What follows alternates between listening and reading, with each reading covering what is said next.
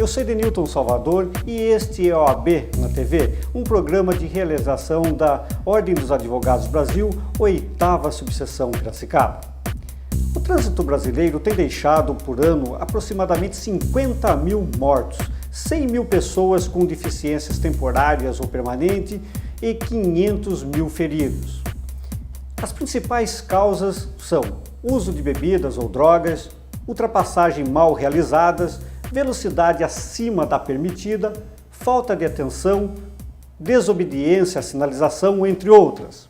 E para falar sobre homicídios de trânsito, dolo eventual ou culpa consciente, convidamos hoje o Dr. Willey Lopes Sucasas. Dr. Willey Lopes Sucasas é advogado criminalista, secretário adjunto da OAB Subseção Piracicaba, professor de Direito Penal e Processual Penal do curso de pós-graduação da Unimep, Universidade Metodista de Piracicaba, mestre em Direito Penal e sócio do escritório Pedroso Advogados Associados. Como vai, Dr. Willey? Sinta-se à vontade, é um prazer tê-lo aqui conosco. Muito obrigado, Dr. Edenilton. Um prazer é meu de estar aqui no programa OAB na TV, uma iniciativa valorosa da 8ª Subseção. E gostaria de, mais uma vez, agradecer o convite e me colocar à disposição para tratar desse tema um tanto quanto polêmico nos dias de hoje. Dr. Willey, gostaria que o senhor iniciasse o nosso bate-papo dando uma noção para os nossos telespectadores de dolo, de culpa, de excludentes de ilicitude previsto no Código Penal. Dr. Edenilton, o tema dolo e culpa dizem respeito ao elemento subjetivo, ou seja, a intenção ou a questão relativa à forma de atribuição da responsabilidade criminal. Em todos os casos, o crime pode ser ou doloso ou culposo.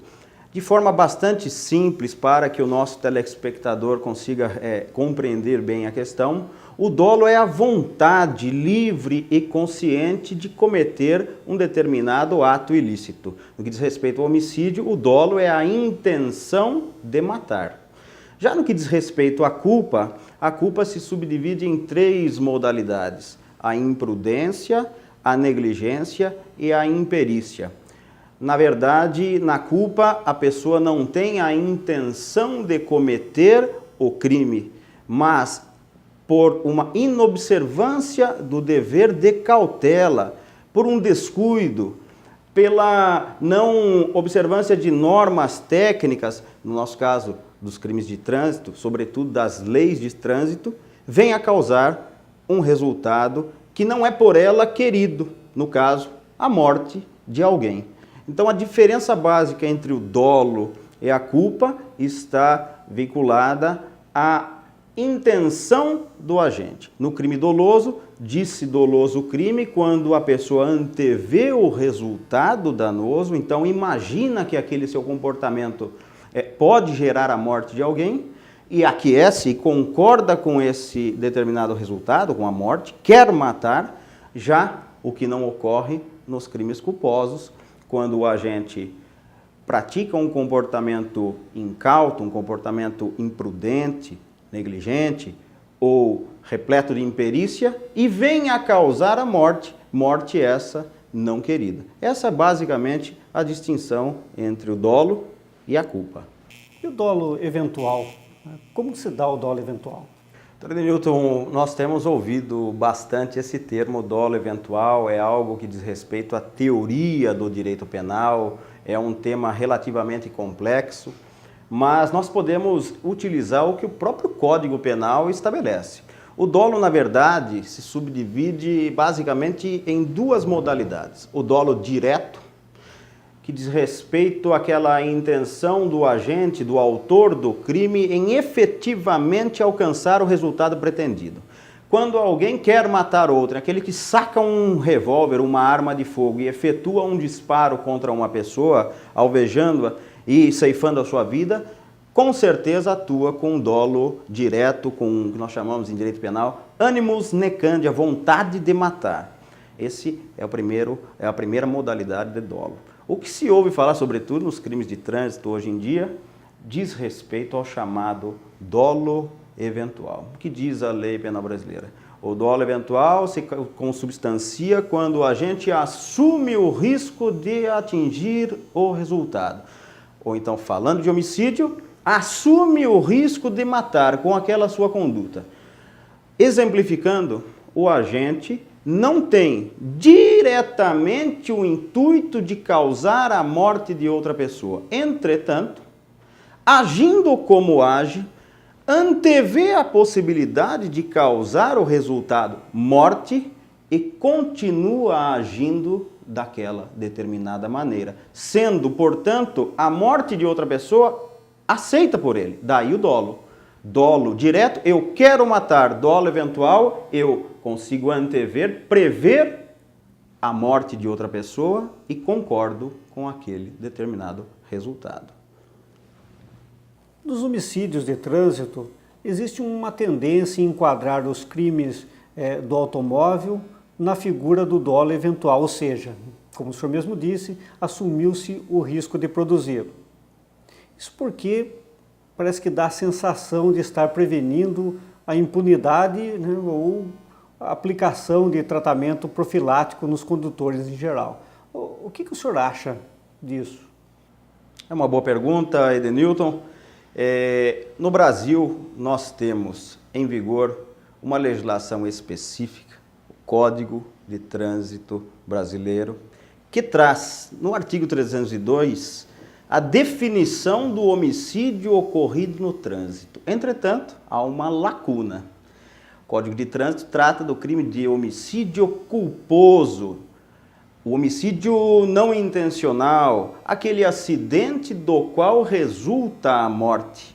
Aquele acidente no qual o condutor, o causador do evento danoso, agiu de forma imprudente, ou foi imperito, ou negligente. Pena prevista para essa conduta: detenção de 2 a 4 anos. Dizem que é uma pena branda. Eu, como advogado criminal, ouso discordar. Diante dessa lacuna de o aumento dos crimes de trânsito, o aumento das mortes no trânsito, o que é que hoje em dia se tem feito? O Ministério Público tem se denunciado pessoas acusadas de crimes de trânsito como autores de crimes dolosos contra a vida, como assassinos a serem submetidos a um julgamento pelo tribunal do júri, acusados de um crime de homicídio praticado com dolo eventual. Penso eu, doutor Edenilton, que na maioria absoluta dos casos, o cidadão que se envolveu em um acidente de trânsito não quis diretamente causar a morte de alguém. E mesmo que tenha previsto algum tipo de resultado danoso, mesmo que tenha agido de forma absolutamente contrária ao ordenamento jurídico, penso eu que na maioria dos casos nós não temos ali um crime de homicídio doloso. E aí pode me questionar: Willy, mas aquele que bebe e dirige não pratica ou não assume o risco de causar a morte? Eu respondo a pergunta com uma outra indagação. Teria aquela pessoa que bebe e dirige também aquecido com a própria morte? Ou seja, seria ele um suicida em potencial? A morte de outrem lhe era previsível e para ele é indiferente. E a sua própria morte? Porque num acidente, Edenilton, sabe-se como se ingressa nele, mas nunca se sabe como vai se sair dele. Então eu creio que há sim casos em que envolvem automóveis, motocicletas, que nós podemos falar em homicídios dolosos. Entretanto, na minha opinião particular, eu vejo hoje uma banalização das acusações de homicídio doloso praticados no trânsito. Muito bem, mas parece que em recente decisão, o STF, que é a maior corte do país, por ocasião do julgamento do HC 107.801, criou um precedente ao desqualificar um condutor embriagado que causou a morte de vítima de homicídio doloso, né, ou seja, com intenção de matar, para homicídio culposo, que é sem intenção de matar, né, na direção de veículo. Eu gostaria que o senhor explicasse melhor essa decisão. Mais uma boa pergunta, Edenilton. Trata-se de um habeas corpus oriundo do estado de São Paulo, inclusive, se não me falha a memória, esse caso aconteceu em uma cidade, Guariba, ou coisa assim. É um habeas corpus julgado pelo ministro Luiz Fux, traz a seguinte situação. O paciente do habeas corpus, ou a pessoa que é beneficiária desse habeas corpus, se envolveu em um acidente, um atropelamento, estava em excesso de velocidade, havia, segundo testemunhas, feito uso de álcool e, em razão desses fatos, matou um cidadão. Os advogados desse rapaz, desde o início do processo, vem dizendo que em nenhum momento, apesar do excesso de velocidade, apesar da embriaguez, aquele condutor tinha a intenção de matar. E também, aquele rapaz em nenhum momento assumiu conscientemente e voluntariamente a intenção de matar. Aquilo, segundo os defensores, foi fruto de uma imprudência, de um desrespeito às normas, mas ele não queria matar. Homicídio culposo. Em primeira instância, essa argumentação não foi aceita. No Tribunal de Justiça do Estado de São Paulo, a defesa argumenta no sentido da inexistência de um crime doloso. No Superior Tribunal de Justiça, uma vez que São Paulo também não acatou esses argumentos, no STJ, um tribunal também de Brasília, a defesa continuou argumentando, não obteve êxito, e aí coube então a manifestação, em última instância, no Supremo Tribunal Federal. O caso chegou ao Supremo, em uma decisão não unânime, é interessante frisar, essa decisão desse habeas corpus não é unânime, não foi proferida a unanimidade de votos, decidiu-se o quê? Que naquele caso específico não havia a comprovação de que o condutor agira dolosamente, de que o condutor que desrespeitou a legislação de trânsito, fazendo ingestão de álcool, dirigindo em excesso de velocidade, que ele efetivamente quis matar alguém. E aí o ministro Luiz Fux, ministro do Supremo Tribunal Federal, entendeu por bem desclassificar aquela imputação de homicídio doloso para o homicídio culposo, submetendo esse cidadão a um julgamento, não pelo tribunal do júri, mas sim por um juiz de direito, um técnico, que vai aferir o grau de responsabilidade. Essa pessoa não é que ela está impune, ela será processada e será condenada, se houverem provas, por um crime culposo, cuja pena é 2 a 4 anos. Muito diferente do que pretendia o Ministério Público, que pleiteava uma pena, doutor Edenilton e telespectadores, uma pena que no nosso ordenamento jurídico, a pena do crime de homicídio doloso é de 12 a 30 anos de prisão. Eu vejo aí uma falta de razoabilidade em se estabelecer que alguém que se envolve em um acidente de trânsito venha a ser punido de igual forma que aquele que deliberadamente mata uma outra pessoa. Esse é um posicionamento. Pode até ser polêmico, Edenilton. Pode até ser polêmico. Agora, estudando a teoria do direito penal, é aquilo que eu disse a você. Poucos são os casos, sob a minha ótica, que de fato retratam o dolo eventual e não a culpa consciente. Eu posso dar um exemplo de um dolo eventual, um fato que também foi conhecido no Brasil todo, em que um condutor no Rio Grande do Sul, durante um passeio ciclístico, existia um aglomerado de ciclistas fazendo um protesto ou um passeio, não me lembro muito bem, e que impediam o tráfego dos automóveis.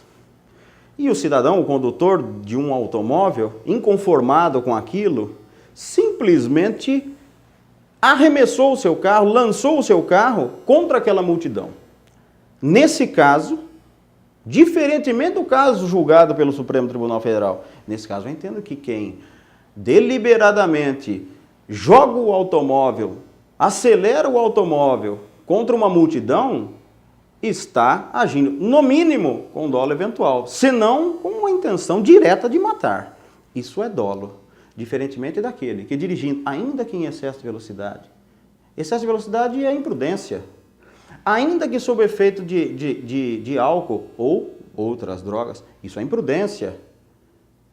Não há que se equiparar situações que são muito diversas.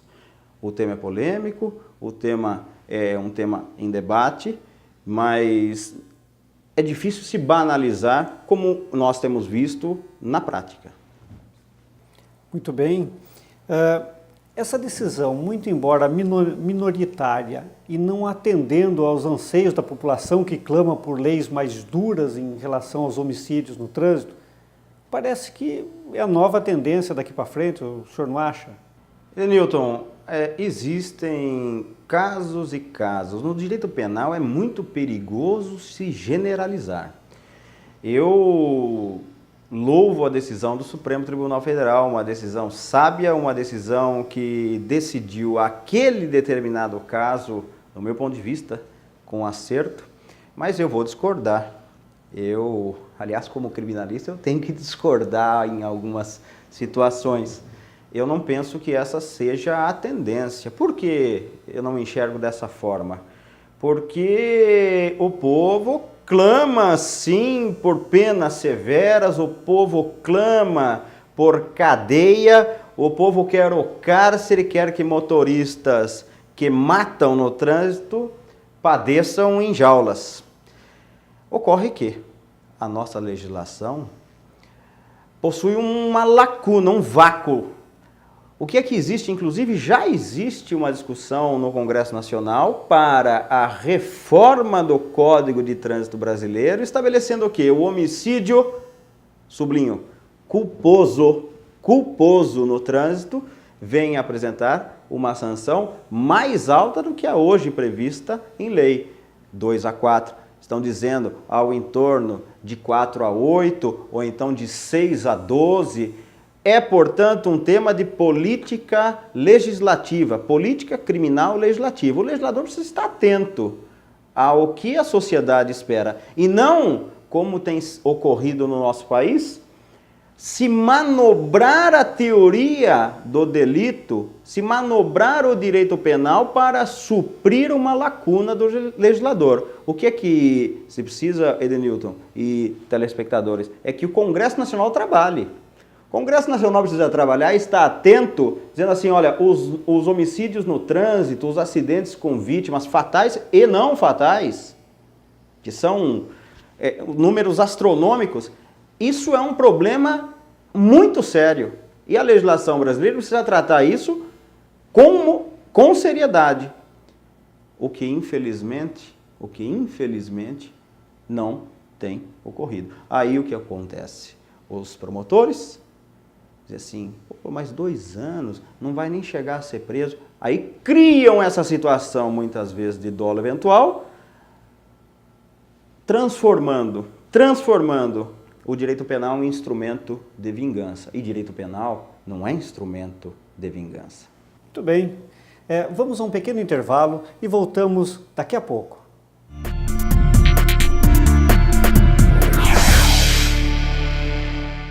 O programa OAB na TV Piracicaba tem o apoio cultural das seguintes empresas: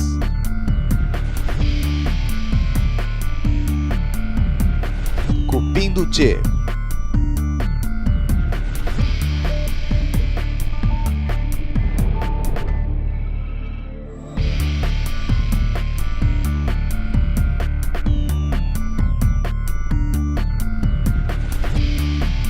Fernandes e Rodrigues Consultoria,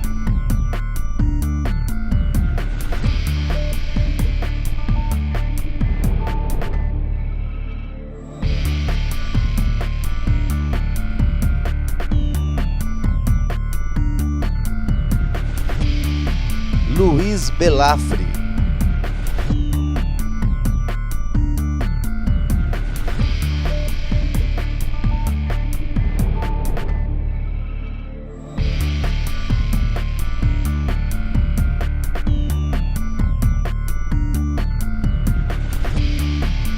Marcato Cursos Jurídicos.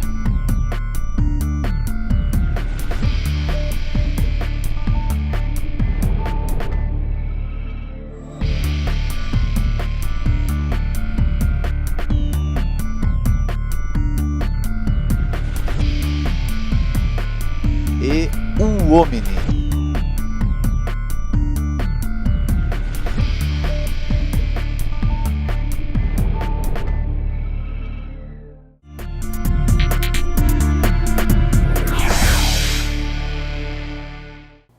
Estamos de volta com o OAB na TV, um programa da Ordem dos Advogados do Brasil, 8ª Subseção Piracicaba. E hoje recebendo o advogado criminalista e secretário adjunto da OAB Subseção Piracicaba, Dr. Willey Lopes Sucasas, falando sobre homicídios de trânsito, dolo eventual ou culpa consciente. E nossa equipe foi às ruas para ouvir as perguntas da população. Vamos ver. Como devo proceder no caso de acidente sem vítimas? Joselene, no caso de acidente sem vítima, graças a Deus, um acidente sem vítimas, eu recomendo que você se dirija a uma unidade da Polícia Militar para que seja feito um boletim de ocorrência a respeito de eventuais danos materiais, né? Um problema com o automóvel, com a motocicleta, para que eventualmente o seguro venha a ser acionado, os danos sejam reparados ou eventualmente uma ação de indenização para que o responsável por esse acidente possa eventualmente estar arcando com o pagamento das despesas. De acidente com vítima, qual o tipo de procedimento? Daniela, sua pergunta é importantíssima. No caso de um acidente com vítimas que podem ser vítimas fatais ou pessoas que ali sofreram ferimentos, a primeira medida é que se chame um socorro, que acione os bombeiros, enfim, se preste imediato auxílio às pessoas que estão ali necessitando. Inclusive, é importante lembrar que a legislação brasileira prevê o crime de omissão de socorro. Segunda coisa é permanecer no local, mesmo porque a fuga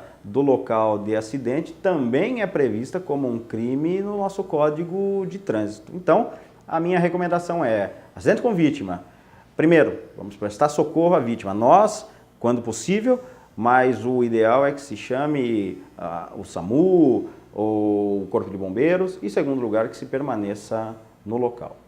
Se quem causou o acidente está sendo ameaçado no momento, ele pode abandonar o local?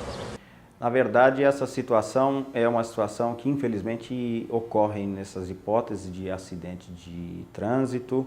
E quando alguém está prestes a ser agredido, prestes a ser linchado em razão de ter causado um acidente, certamente essa pessoa não deve permanecer ou não está obrigada a permanecer ali, correndo risco de ser agredida, de ser, às vezes, até, quem sabe, morta.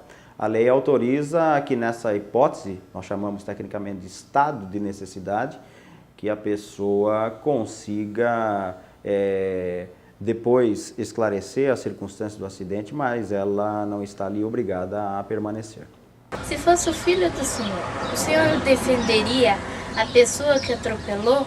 Júlia, que pergunta difícil. Eu sou advogado criminalista e milito na seara criminal, nessa arte da advocacia criminal há muito tempo. A sua pergunta, a resposta diretamente é não. Eu não conseguiria atuar defendendo alguém que tivesse matado um filho, um familiar. Seria impossível, não teria paz de espírito. Mas eu defenderia sim qualquer outra pessoa que estivesse envolvida em um acidente automobilístico, ainda que um acidente grave com morte, porque na lei maior, na Constituição Federal, está escrito que todos têm direito à defesa. Essa pessoa que, na sua pergunta, teria matado o meu filho, eu não teria condições de defender por uma questão de foro íntimo, uma questão de paz de espírito. Agora, qualquer outra pessoa, qualquer outro cidadão, por pior que tenha sido o fato, tem direito de defesa. E o advogado criminal, ele é o maior defensor deste direito de defesa. Como se pode evitar acidente de trânsito? O acidente de trânsito decorre, na sua maioria das vezes, de um comportamento incauto, da inobservância da legislação de trânsito. Eu penso que a primeira medida é a educação. A educação no trânsito. É imperioso, é imprescindível que as pessoas, os motoristas, nós, tenhamos em mente que o tráfego de veículos, a condução de automóveis, que isso é por si só algo perigoso.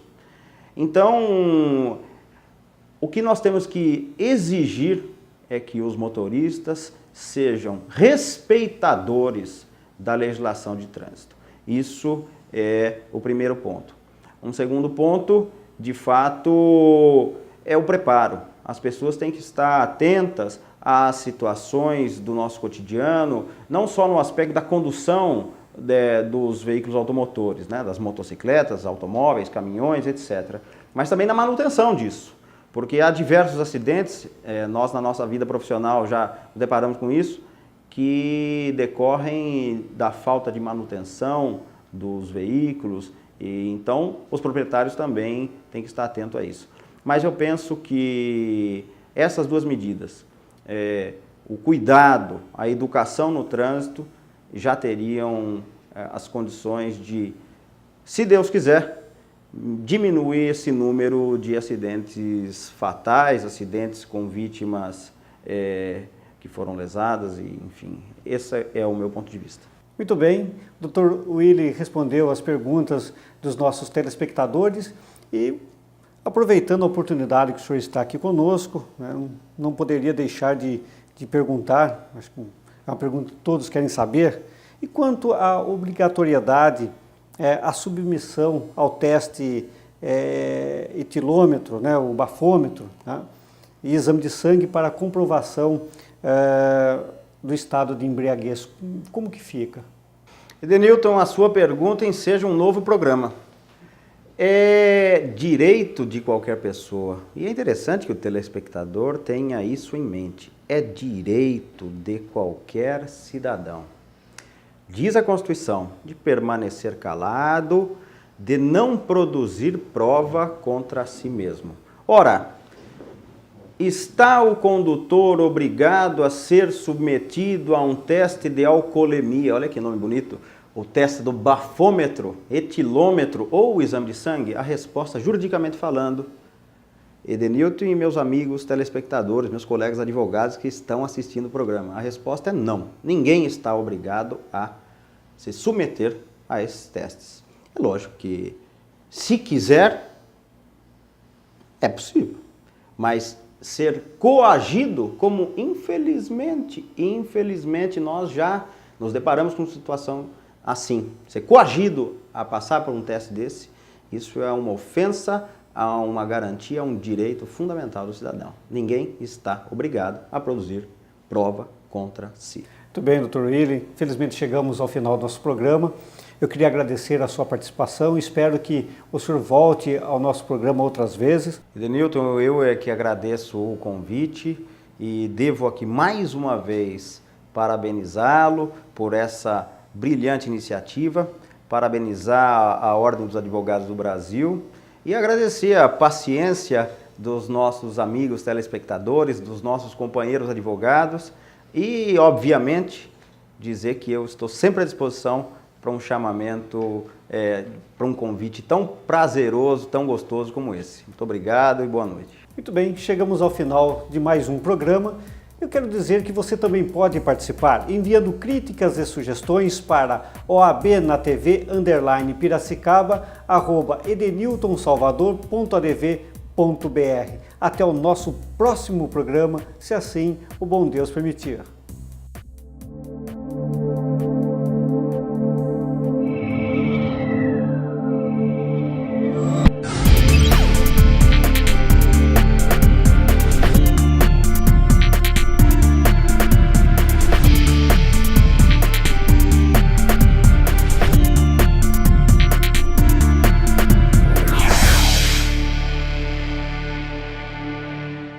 O O programa OAB na TV Piracicaba tem o apoio cultural das seguintes empresas: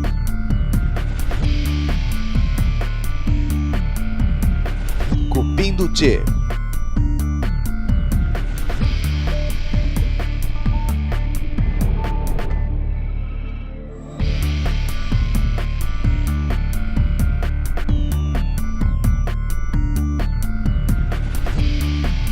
Fernandes e Rodrigues Consultoria,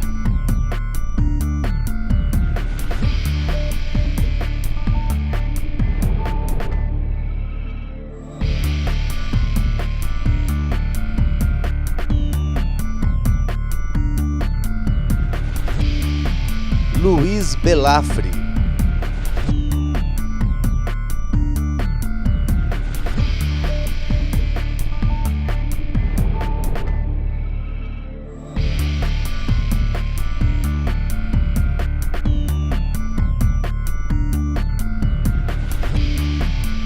Marcato Cursos Jurídicos,